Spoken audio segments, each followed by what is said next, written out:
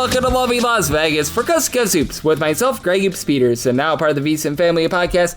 We've got an excellent podcast for you, as we're going to be joined in a few minutes by one of our good friends, Riley Frain. He does such great work over at the Portal Report.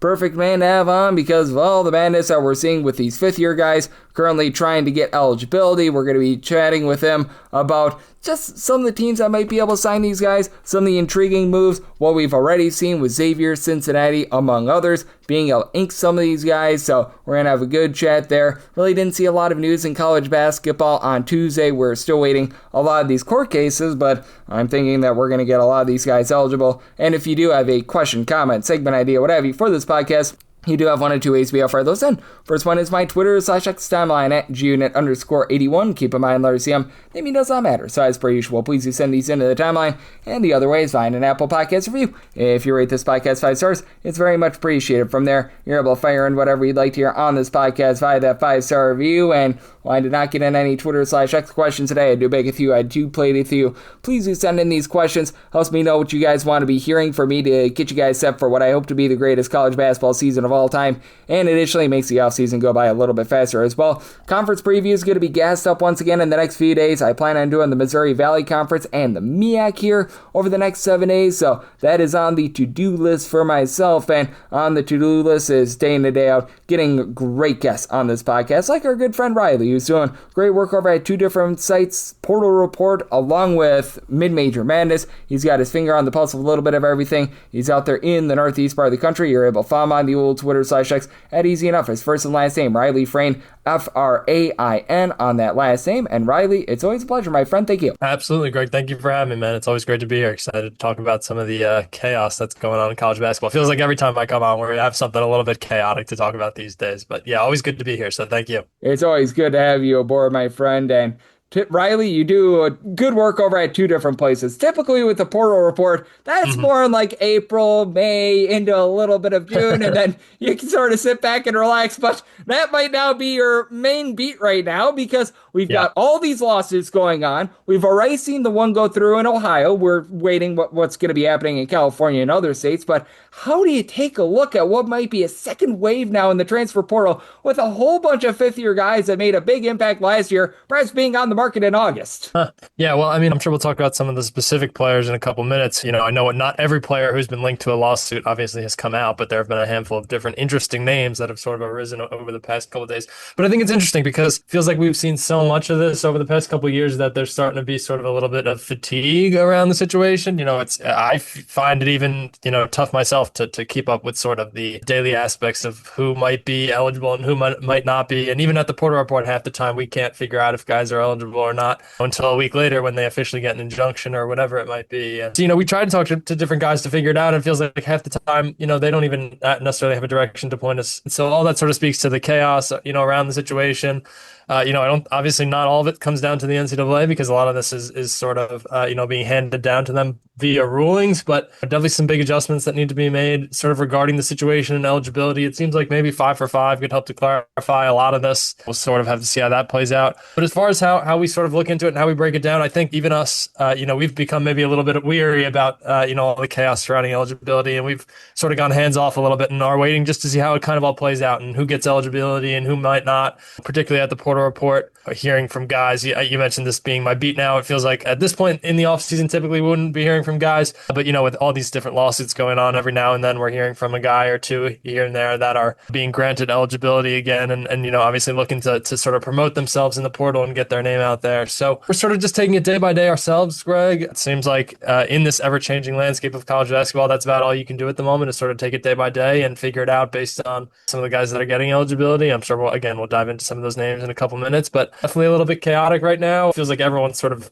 players, coaches, from the top down, everyone's sort of figuring things out as we go over the course of this offseason. It's been pretty wild. Yep, it certainly has been. And with regards to the guys out there in Ohio, those are the guys that have already been put through. We've seen Jamichael Stillwell ink with Texas Tech. I thought that was a great ad. And how do you take a look at the two rosters that, in my opinion, benefited the most? Xavier with getting Malik Moore and Phil Borovichinen, and then MJ Collins, the guy that he follows his coach over with Utah State, and Jared Calhoun, because I feel like the guys that already have familiarity with the system are the ones that are going to benefit the most. So that's why I think that Cincinnati and Xavier, above all others are going to be really the biggest winners in this, because even if you get a guy late in the process, trying to have a guy in August, maybe even as late as September at this point, trying to be able to gain camaraderie and chemistry might be a little bit more difficult than in the case of these guys where they already know the system. That's a big thing for me is feels like there hasn't been, a crazy big wave of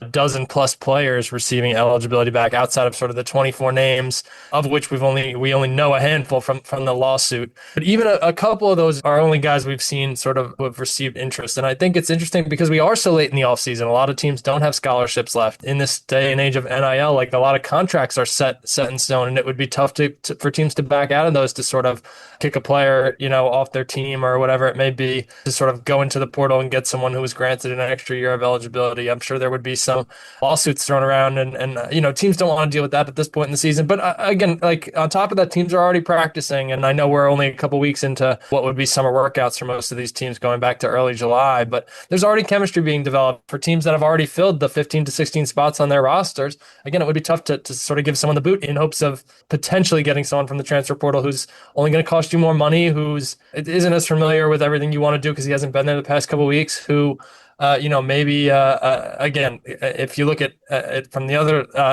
from the other side of it, as opposed to like the actual team, that the player might have a case for a lawsuit for different things like that. And I just feel like for a lot of coaches, that's not something they're going to want to deal with. I know at the A10 level, I think back to last year when a lot of sort of pro players ended up getting eligibility and different things like that, and coaches talked about how a midseason edition really throws off the vibes and sort of everything you've worked to build in the locker room. How a midseason edition can really throw a wrench in that. And obviously, this is a different scenario. We're only in July. The season, still a couple weeks, more than a month, 2 months away at that. So there's still time, definitely, for teams. You mentioned teams like Xavier, Texas Tech. I think you said Cincinnati as well, with MJ Collins, I believe, heading back over there. So obviously, there's still teams who are going to be in the mix, and a couple teams here and there, who I know. I was looking at Auburn's roster the other day, who they haven't fully released all 15 names on the sheet. So there are still schools. I don't necessarily know what their situation looks like. They have a couple players they haven't officially announced, or whatever it may be, but are still teams out there who are looking for players. Of course, we're seeing high major teams that are still potentially looking for players. But I think given the situation, there's coaches who are going to be weary, and there's a lot of sort of different things to consider when potentially bringing in a player, in the offseason. So to your initial point, Greg, like there are some teams who are out there still looking. I can't imagine there are many, but there's probably still a few here and there who, for the right player, the right situation, might be interested in a particular guy who was granted an extra year of eligibility. Ton of value in bringing in a guy who has a lot of veteran experience, as we've talked about on this podcast before. But if I was looking at it from a coaching perspective, there's a ton of things to consider, and I don't think there's a ton of teams out there who have a lot of spots left to fill. So obviously, you just mentioned some of the ones that have already sort of stepped in and looked to fill some of those guys, but I'm sure we'll see a handful more like a Jamichael Stillwell. Guys like, even Javon Bennett, who came from Dayton last year, is a really interesting name. Or, there's another lawsuit going on, I think, in Minnesota with guys like Cade Tyson and Brock Wisnine, who, Cade Tyson, obviously from Minnesota, formerly played at UNC, really talented player who could be a potential high major contributor. So still a lot of sort of flexibility around the situation, a lot of names that are going to be interesting should they potentially be granted a lot of eligibility. And I think there's going to be a lot of, I don't want to say skepticability, coaches being skeptical about it is sort of the wrong way to put it. But I think there's a lot of coaches who have a lot of things to consider in regards to maybe potentially bringing in someone this late in the offseason. Yep, absolutely. That is going to be such an interesting element of all of this, as we do have our good friend Riley Frain of the Portal Report along with Mid-Major Madness. He's joining me right here on Coast to Coast Hoops, and on the flip side, with our guy Riley, we're going to talk about just which teams might bring in these players and why it might be very difficult for the mid-majors to land some of these fifth-year guys. That's on the flip side right here on Coast to Coast Hoops with myself, Greg Peterson, now a part of the Beast Family Podcast. Side edge this college basketball season? Well, VSiN experts use CBB Analytics, the most comprehensive college basketball analytics platform in the world. See injury impact, on and off data, clutch time performance metrics, first versus second half splits, and so much more. Utilize the promo code of VSiN, that is VSIN, to get $30 off and find your betting edge over at cbbanalytics.com. That is CBBanalytics, all one word, .com. For anyone that is new new to VSiN? Well, I wish you a friendly hello. This is an attention to anyone that is new to VSiN because you're able to get some free stuff with our daily newsletter. It's a great way to catch up on everything that's happening in the sports betting world. It's delivered straight to your inbox every single morning. VSiN's newsletter offers picks, data, strategies for the day's betting menu, and so much more. Sign up for free today over at VSiN.com/newsletter. That's VSIN.com/newsletter and start receiving your free newsletter tomorrow morning. That is VSIN.com/newsletter. Stay ahead of the game and bet smarter with VSiN.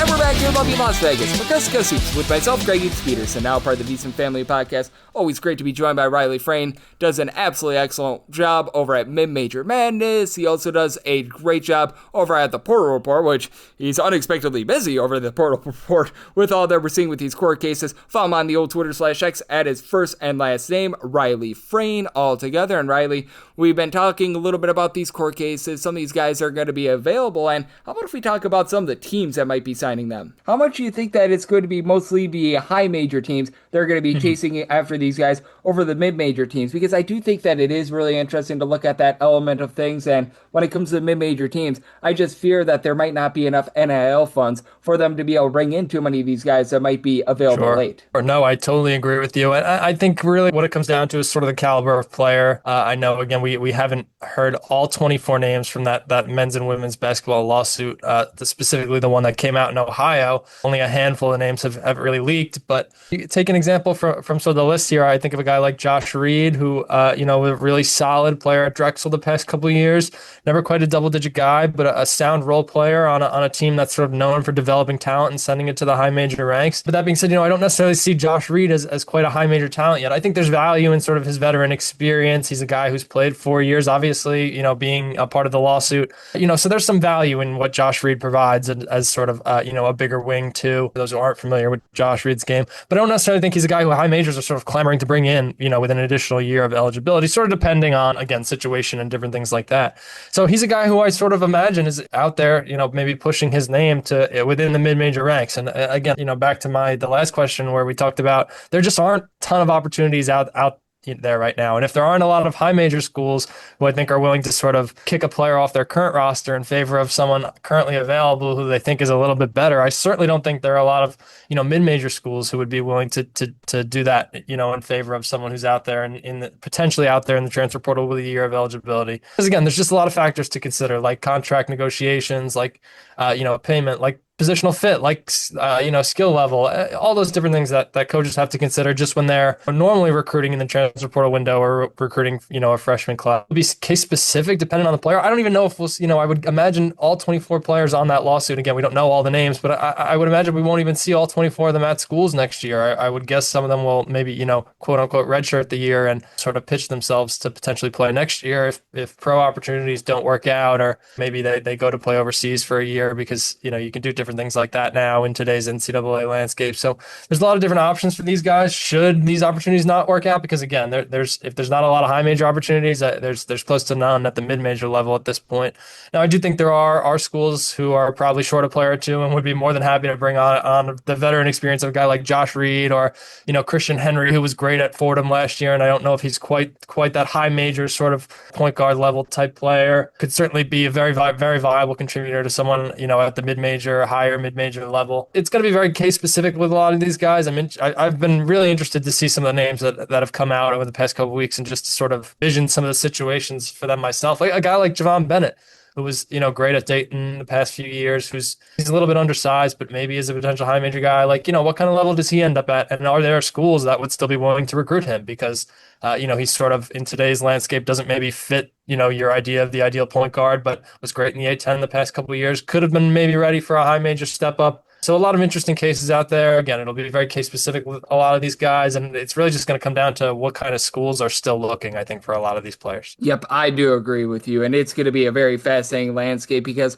I look at that California case right now, and I think that that's the biggest one. Duke Brandon is out there, Braden Carrington, which Wisconsin still has a roster spot available, and I'm hearing that he's still going to Wisconsin practices. Yep. There's that going on as well, and then Duke Brandon as well. I look at those perhaps being some of the bigger names out there. I'm not sure how you look at the landscape, but I mean, if Duke Brandon lands at Oregon and Donovan Dent lands at Gonzaga, that is massive. From what I understand, his case is a little bit different, but Melvin Council too, searching for a sixth year of eligibility at this point really, even though he benefited from 4 years plus the Pavia ruling already. So I feel like if anyone in sort of this legislation should be done, Melvin Council would be the prime example for a player who was out of eligibility. But feels like in today's landscape, you just never know. And so if he were to potentially get an extra year of eligibility and end up back at Kansas, that's a huge swing for them. And I have the roster pulled up in front of me. I don't know how many players they currently have listed on it and if there would be an extra spot for them to potentially fill. These high major programs, is a lot of them. It's not like a mid-major program where, I think of someone in say the ASUN or the NEC where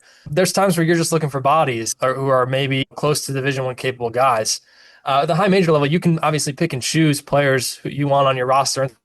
So I think you have teams that aren't afraid to sort of cap their roster at maybe 13, 14 players, if they feel comfortable what they have and with what they have. And so, cases like that where guys might be looking at, patiently waiting to see who gets eligible to see if they can potentially fill a spot, but are potentially comfortable with also just keeping 14 on their roster. And I don't know, I don't have any teams front of mind necessarily who are like that. I don't know if Kansas is like that, but just again, Melvin Council, definitely a player I always enjoyed watching. So one I'm definitely keeping an eye on. Duke Brennan potentially going to Oregon would be huge and staying out on the West Coast. Obviously found some success at Villanova last year, was steadily climbed the college basketball ladder in the past couple seasons. I mean, there's so many names that we could go over. I feel like that would have so many implications. I have, even just looking at the Ohio lawsuit, I mean, Colby King, who's, a one-time St. John's recruit, but helped play a big role in Tulane's success the past couple of years. And there's so many guys we could go off and on about that I feel like could be impactful high major players. That's what makes it tough, because a lot of these rosters are filled. And I think there are players out there who would draw interest from some of these big programs and who could be impactful,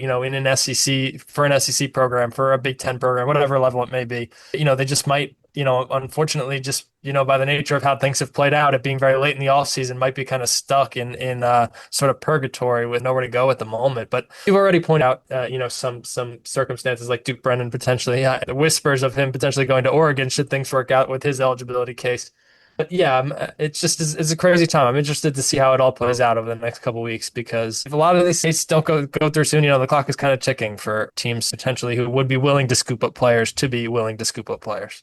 Yep, absolutely. And I do want to close it up with this because we have seen a lot of news, Riley. You do such a great job looking at all these teams and keeping your finger on the pulse of a bit of everything. And we already talked about Xavier, Cincinnati, but it's been a little bit over a month since we've had you on the podcast. And is there a team or two that you look at just a little bit differently now with regards to their offseason all as compared to a little bit before? Now you're feeling a little bit more bullish on them. Sure. I think Providence has to be everything that I know we've touched on them in the past on this show, but I think everything they've been able to do this offseason with Brian Hodgson coming in and bringing some of his guys up from South Florida. I feel like they're going to be a rejuvenated team in the Big East. Obviously, that's a fan base who's not only ravenous on Twitter, but their support just for the program in general is incredible. So excited to see some of the additions they were able to bring in this offseason. I don't know that they're still looking for anyone in the transfer portal or anything like that. The roster's definitely starting to round out here, and but I just overall some of the guys they were able to bring in this offseason, Malik Mack, who's coming up from Georgetown and obviously 2 years ago was one of the most impressive players mid-major ranks. Miles Bird, who's a longtime starter at San Diego State, has found a lot of success. And even guys like Samson Alaton, who I think was incredible at Yale the past couple of years. And I think is, in my opinion, one of the top transfers coming out of the mid-major ranks. And obviously keeping him local is really exciting. I think of a guy like Ryan Sabal, who played at Buffalo, is a little bit, of an interesting player in that he's a little turnover prone and, has had some different question marks. But I think a guy who's ready for a high major challenge and is good for a level like the Big East. And this Providence team maintaining, some of the status quo in terms of just guys who are capable high major players like Ryan Mella, who we've seen sort of grow with them the past couple of years. Their transfer portal class, I thought overall really impressive. I see them sort of getting back into the fold in the Big East. I don't know if they're quite ready to compete with the St. John's and of it, and maybe Villanova, who sort of seems to be back in that upper echelon. Obviously UConn traditionally has been killing it. I feel like you don't even need to mention the work they do, but we probably we should. But on top of that, I think maybe if you wanted me to talk a little bit more about, sort of an underdog that we haven't quite touched on this show,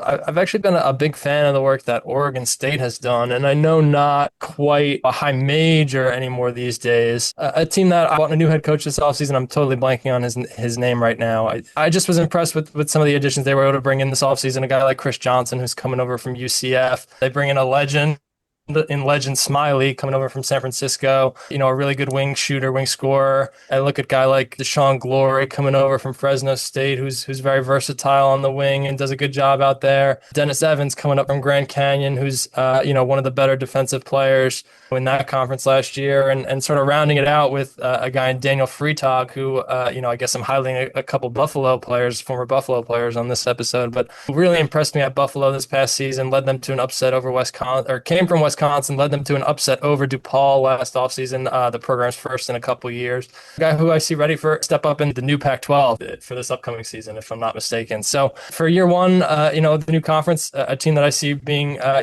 upper ranks of it. I know obviously with Gonzaga being in it, they're going to probably be expected to be sort of the perennial power of that conference, and undoubtedly they will be at the top of it this year. But excited to see what Oregon State's done this offseason, because it felt like with the move down to the WCC the past couple of years between them and Washington State, things have gone a little quiet over there, and I think this could be a little bit of a year where they're on the come up a little bit more. Yep, I think that they can be on the come up. I am right there with you on Providence as well. I think that they're in for a big year, and we're always in for a big podcast when you're aboard, my friend Riley. You're doing such an amazing job taking a look at this great sport of college basketball. So love to get people at home know it's all on tap for you, and how people can follow along on social media and other platforms. For sure, Greg. Always a pleasure to be here, man. I'm grateful for the invite. A pleasure to be a small part of it occasionally. So I'm grateful. But yes, to those listening at home, you can find me on social media at Riley Frain, RILEYFRAIN. As Greg kind of mentioned at the top of the show, I write for the Portal Report as well as Mid-Major Madness. So that's sort of where my coverage is a little more focused, transfer portal and mid-major basketball. But, I'm always just promoting college basketball in general over on my social medias and writing about different storylines and doing different interviews from around the sport. So yeah, definitely come check it out if you get a chance. And just thank you again for having me on, Greg. Always grateful for the time. Always great to have Riley aboard every single time he joins me. He lends such great insights. He's got his finger on the pulse of all things college basketball. So big thanks, Riley, for joining me on Coast to Coast Hoops, now part of the VSiN family of podcasts. And if you do like hearing from this fine podcast, Coast to Coast Hoops, you're able to subscribe wherever your podcasts, Apple Podcasts, Google Play, Spotify, Stitcher, and TuneIn. If you have a question, comment, segment idea, what have you for this podcast, you do have one or two ways to be able to fire those in. First one is my Twitter/X timeline at gunit_81. Keep in mind, Lars EM, maybe does not matter, so as per usual, please do send these into the timeline. And the other way is find an Apple Podcast review. If you rate this podcast 5 stars, it is very much appreciated. And then from there, you're able to fire in whatever you'd like to hear on this podcast via that 5-star review. We've went over 2,400 straight days without a missed podcast, so you know that that's going to be money in the bank, and that's going to be here every single day. We're getting you guys set for the upcoming college basketball season with all these conference previews as well. I expect quite a few more over the next few, and I will be with you guys all throughout to make this the best season ever. And once we're back in season, picks and analysis on every single game, every single day. So appreciate you tuning in today, and I'll be back with you once again tomorrow. Thank you.